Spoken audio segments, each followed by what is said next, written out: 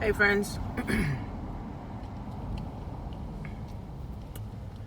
So as you can see from the title of this video, a lot of daycares, privately owned daycares are going out of business in America. And it's sad because, some people have been doing this for 20 years, 30 years, being a daycare provider and, getting vouchers, from the city or the state and getting food vouchers from the city and the state.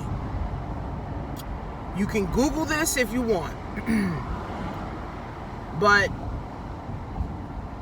in a lot of states, okay, now it's not going to happen, today, right away. But in a lot of states, in school now, you can actually start at pre-K at 3 years old. Okay? So they're allowing kids to start at 3. They used to be 5, right? When you was potty trained and, by 3 years old, you should be potty trained. But it used to be 5 years old when my oldest was going to school. So now what, America, decided, kids can start school earlier instead of starting at 5 years old. Right? Now, this may sound good to some people, but in my opinion, it is a way to fuck the kids earlier. Because see, at daycares, the daycares doesn't have the school curriculum to follow. The daycare can follow whatever curriculum, they put in place. So they want to teach kids certain things. They can teach it without any, penalties or whatever, because it's not under the public school system, right? But now children ages 3 can start public school I think it's called pre-KK or something like that, or pre-K3, something like that. It used to be called universal pre-K. Now it's pre-K3, then pre-K, then kindergarten. All right, remember, there's never used to be no universal pre-K. It was just kindergarten, and then we go to 12th grade. Then they came up with universal pre-K, then they came up with pre-K. Now they got pre-K or pre-K3 or something like that, right? So now public schools can take babies young as 3 years old. Now, as a parent, right, you don't really want your 3-year-old baby in school with 4th and 5th graders. Okay, you don't. You don't. Now, not saying all, for me, no, I wouldn't. Okay, I wouldn't want my 3-year-old baby in school with a bunch of 10-year-olds, 8-year-olds, 7-year-olds. Badass kids. No, right? But here's the flip side. Here is the flip side to this. Why I'm saying daycare owners will be out of business soon. Because the city and the state fund a lot of these daycares. They spend a lot of money on daycares with the vouchers and the the ACD vouchers and the, food vouchers so that the kids can have, food. Guess what? The city and state will no longer be funding private daycares. They will no longer be funding food programs for private daycares because in the city and the state eyes, they're like, listen, if your kid is 3, you could send them right to public school where they're going to get 2 meals a day and they get to stay for 6 to 8 hours a day. Okay? So what's that going to do to daycares? A lot of daycares depend on vouchers. A lot of daycares depend on food programs. So what does that mean? That means a lot of daycares will be out of business because they have no more funding. Now, will all parents send their kids to the pre-KK or pre-K3? No, absolutely not. Every parent is not. There's parents that pay, but guess what? When I had my daughter and I had her in daycare at 6 months old, a year old, 2 years old, I was paying $800 a month. I was struggling to pay that. I wish I was able to get a voucher or some shit. There's parents that are struggling just to pay for daycare. They can't wait for their kid to be 3 so they can put their ass in public school. Okay?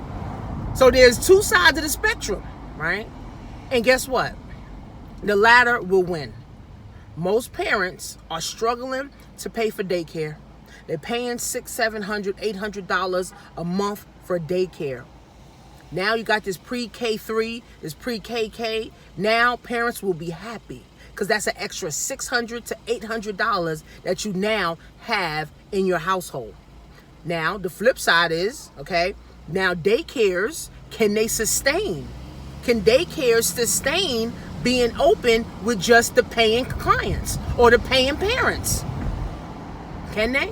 Like I said, a lot of daycares in America depend on government assistance. They depend on government vouchers and government food programs.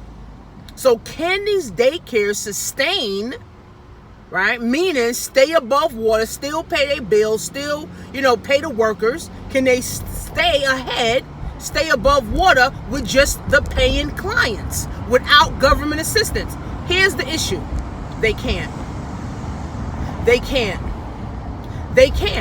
Because a lot of daycares had to go through certifications with the state. They had to go through a lot of certifications with the cities in order to even qualify for these programs. So like I said, it starts at 3. So of course, 6 months old, to 3 years old, you may have daycares, just for that, just for babies, right? Literally just for babies. Right? And you may still have after school programs, but again, the city and the state, they're implementing after school programs where they're hiring more teachers to even stay after school, so that's free. So now parents don't even have to pay for after school programs. Now, like I said, this is not going to be a completely dead issue. It's not going to be daycares are completely dead, but majority of them will be going out of business. So, if you know daycare owners, make sure you let them watch this video. If you're a daycare owner, you need to learn a new skill. Taking care of babies, you did it for 20 years, that's cool. Now you can't. Now the government, now the state is not funding it. Because the purpose of them really, starting kids in school at 3 years old is because daycare do cost too much. The city is paying too much. The state is paying entirely too much for daycare. So they said, fuck it, let the kids go to school for free at 3 years old, and that cuts millions and millions and millions and millions and millions of dollars out of the daycare sector, the child care sector.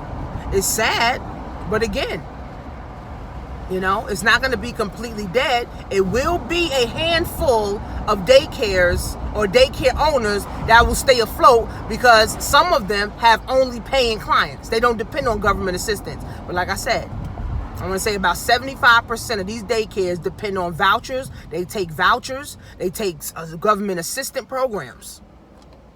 So learn a new skill. See, this is the 21st century, guys. Shit is changing so fast. Jobs that are now present today in the next 5 or 10 years will be non-existent, will be obsolete, will be like dinosaurs. Okay? Child care workers, right? They having people now become certified as teachers, right? They're offering, right? My aunt told me, she said, some of the people that she know that run daycares, they're offering some of their workers to become teachers to work in the school. So, okay, why not? Why not? And get a salary from the Board of Education, okay? And now you're teaching the same kids you was teaching. Now it's in a whole nother setting, and you're making more money. All right, so daycare owners will suffer. That's why you got to have multiple streams of income. Real estate coming in, dividend stocks coming in, insurance money, coming in, a multi-level marketing business. Here's the thing about multi-level marketing. That shit will not be replaced by no robot. The government cannot take away multi-level marketing. Retail, wholesale, and retail, those businesses will never go out of business. You can always buy something for cheaper and sell it for a higher price to make a profit. So everybody better get on board, man. I'm telling you, people better wake up and smell the damn coffee. Because here's the problem. If you don't, the government will take your job. Robots will take your job, okay? Time will take your job. Other people, foreigners, will start to take your jobs. And your businesses. Businesses will be going out of business. Supermarkets, I'm at the supermarket now. They will be going out of business. Why? Amazon has 1-day delivery. You order on fucking line. Now, is everybody going to do that right away? No. But as time go on and online grocery shopping gets more popular, these grocery stores are going to be out. And then Amazon has Whole Foods. So as more people want to eat healthier and more people want to, be vegan and more people want to eat organically, and all of these, supermarkets that don't provide that will be out of business. I'm just giving you guys a synopsis of what's to come. And if you don't wake up, guess what, baby? You're going to be the next one out of business. Don't get me started with retirement and 401ks and shit. Because a lot of people right now can't retire because they ain't got enough money in their 401k and pensions and shit. And we living longer. Remember, technology is allowing us to live to 95 years old. Remember, the age was about 75. Now, the living age is 95 years old. But you only have money until you're 75. So what happens the other 20 years? What happens the other 20 years? You need money for the next 20 years. That's why you start a business. You learn a new skill, right? You do something, you understand where the world is going and get to be a part of that. Simple as that, guys. It's just as simple as that. It's sad. It's stressful. It's scary. It's upsetting. All in the same thought. I feel sorry for people who are not leveling up. I feel sorry for people who are not willing to invest and gain a new skill. There's so many courses online. There's so many, videos and stuff you can watch on YouTube. There's so many things that you can watch, online, right? That can spark your interest in you gaining a new skill. So don't be foolish. Don't be stupid. Don't have your smartphone being smarter than you. Don't have your smartphone costing more than you're making on it. Because the new way to make money, guys, is on our cell phone. If you got a cell phone and you ain't making money on it, you have a dumb phone. CreateMyOwnEconomy.com.